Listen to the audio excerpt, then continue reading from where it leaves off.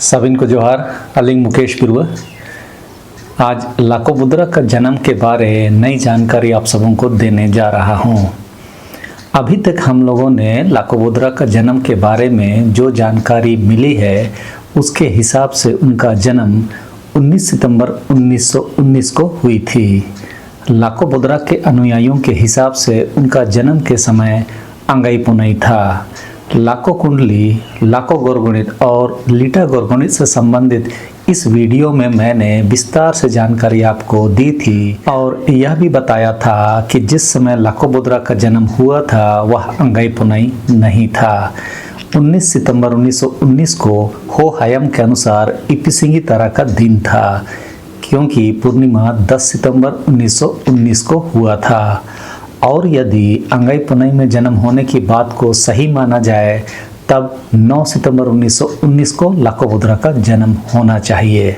लेकिन जो जानकारी लाको बुद्रा के बाबुरु बोंगाबुरु भाग 2 में खुद लाको बुद्रा ने अपने लेख बिंग विक्रम में लिखा है, उसके हिसाब से लाको बुद्रा का जन्म अंग्रेजी कैलेंडर के अनुसार 1923 ईस्वी को इंदी अंगाई के दिन समय 11:57 PM से 1:27 AM के बीच हुआ था। और उन्होंने लिखा है कि उनका जन्म ईसा मसीह जन्म इदंग्रे होबालेना राठौर वंश रेदोक का। बाबुरु बोंगाबुरु भाग 2 को ठीक से पढ़ें और ईसा मसीह के प्रकरण को भी समझें, फिर विश्लेषण करें कि उनके जीवन में इन बातों का कितना असर था, इसे आप समझ सकते हैं। अच्छा, वापस मुद्दे पर लौटते हैं। डिलीवरी का समय साधारणतः 3 घंटे का आदर्श माना जाता है। उसी को आधा करके 1.5 घंटा को अपने कुंडली का हिस्सा इन्होंने चिन्हित किया, यानी इंदी चांडू में का मतलब सितंबर महीने के अंगाई पुनई में हुआ था। सितंबर 1923 को पूर्णिमा का दिन 25 सितंबर को था, यानी अंगाई पुनई 24 सितंबर 1923 को हुआ। और बाबुरु बोंगाबुरु भाग 2 के अनुसार लाको बुद्रा का जन्म 24 सितंबर 1923 को समय 11:57 रात से 1:27 सुबह के बीच में हुआ था। समय के लिए भी लाको बुद्रा ने ग्रेगोरियन थ्योरी का इस्तेमाल किया। वास्तव में पूरा चांद होने का समय को देखें तो अलग अलग महीने में अलग अलग होता है। तो 25 दिसंबर 1923 को पूरा चांद 1:16 सुबह से लेकर 6:46 सुबह तक 5.5 घंटे का था। 11:57 PM का फुल मून का समय अक्टूबर 1923 का दिखा रहा है, यानी अक्टूबर महीने में 11:57 PM को पूरा चांद का समय था। उस हिसाब से लाको बुद्रा का जन्म 24 अक्टूबर 1923 को हुआ था। लेकिन लाको बुद्रा ने अपनी किताब बाबुरु बोंगाबुरु भाग 2 में अपने जन्म का महीना इंदी अंगाई लिखा है। इंदी चांडू मतलब सितंबर है और अंगाई पूर्णिमा से एक दिन पहले का दिन है। 25 सितंबर 1923 को पुनई था, तो इंदी अंगाई के हिसाब से 24 सितंबर 1923 को लाको बुद्रा का जन्म हुआ। और यदि चांद का समय 11:57 PM को लें तो उस हिसाब से 24 अक्टूबर 1923 को उनका जन्म हुआ था। मैंने अपने मेन चैनल में जातिगत जनगणना पर जो हालिया वीडियो बनाया है उसमें यह स्पष्ट हुआ था कि साक्षरता दर आज़ादी से पहले 1% से भी कम था। इसका मतलब गांव देहात में तो पढ़ाई बिल्कुल नहीं के बराबर थी। तब सवाल उठता है कि लाको बुद्रा जी का जन्म जब गांव में हुआ तो घड़ी किन के पास थी और समय कौन देख रहा था।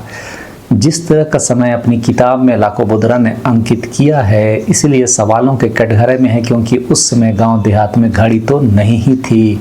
साथ ही इतना एक्यूरेट टाइमिंग कौन लिख सकता है। स्वाभाविक सी बात है कि समय की बात यहाँ मनगढ़ंत लगती है। और क्योंकि ग्रेगोरियन कैलेंडर से लाको बुद्रा जी बहुत प्रभावित थे, जिनके अनुसार फुल मून के समय को शुभ समय मानते हुए उसे अपने जन्म से टैग किया प्रतीत होता है। लेकिन उन्होंने अंगाई शब्द भी इस्तेमाल किया, जो कि पूर्णिमा से एक दिन पहले जन्म होने की बात कहती है। तो इन तथ्यों को विश्लेषण करने के बाद लाको बुद्रा जी का जन्म का दिन और समय बहुत ज़्यादा विवादित होता नजर आ रहा है। अच्छा, यह जो संशय है वह खुद लाको बुद्रा जी के किताब बाबुरु बोंगाबुरु भाग 2 में अंकित है। उसी हिसाब से यह सब मैं विश्लेषण आपके सामने पेश कर रहा हूँ। जिसके लिए मैंने मून कैलेंडर और ग्रेगोरियन कैलेंडर का विश्लेषण को भी साथ लिया हूँ। यह सब तथ्यों को खोजने के लिए ही कर रहा हूँ, अन्यथा समय मान लेने से बात यही ख़त्म हो सकती थी।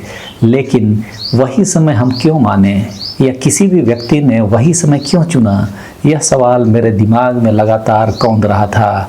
इसीलिए मैंने उसे खोजने के लिए विभिन्न स्रोतों की खोज की, जिसमें ग्रेगोरियन कैलेंडर के जो तथ्य हैं वह समय को निर्देशित करने वाले लाखों बुद्रा के आंकड़ों से मेल खा रहे थे। लेकिन विवाद यहीं तक सीमित नहीं है।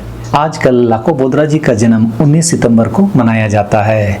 इस पर भी उनके अंधभक्त अनुयायी सितंबर के पूर्णिमा को मनाने की बात करते हैं। मतलब सितंबर महीने में ही 2 तारीखों को लाखो बोद्रा का जन्मदिन मनाया जाता है। इस विवाद को हम लोग भी कई बार झेलते हैं। इसमें उनके अनुयायी यह दबाव देते हैं कि लाखो बोद्रा का जन्म तो पूर्णिमा को हुआ था, तो हम पूर्णिमा को ही उनका जन्मदिन मनाएंगे।